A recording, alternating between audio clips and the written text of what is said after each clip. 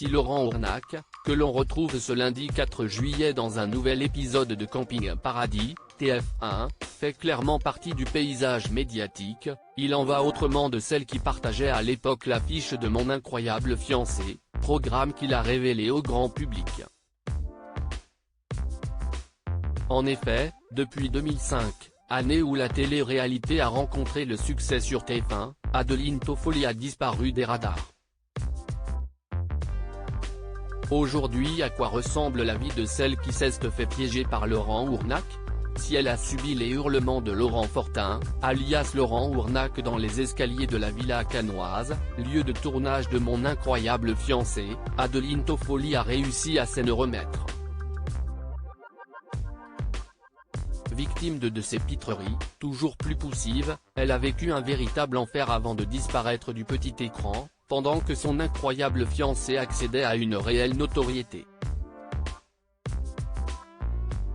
À 41 ans, Adeline Toffoli a renoncé à ses rêves de comédienne.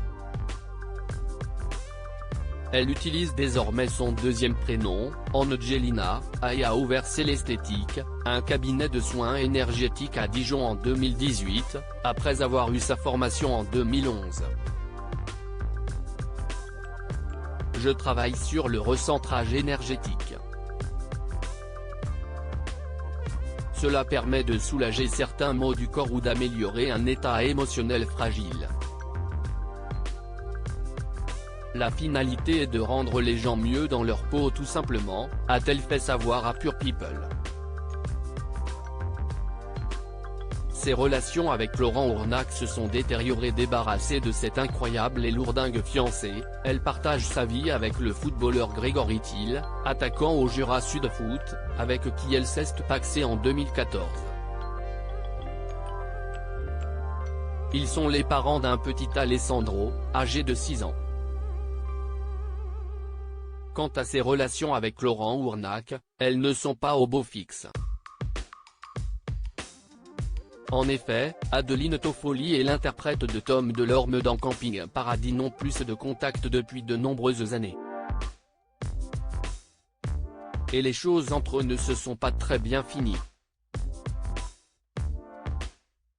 En 2014, la jeune femme se confiait à ce sujet à Télé Loisirs. Dès la fin de l'émission, il est devenu de plus en plus distant.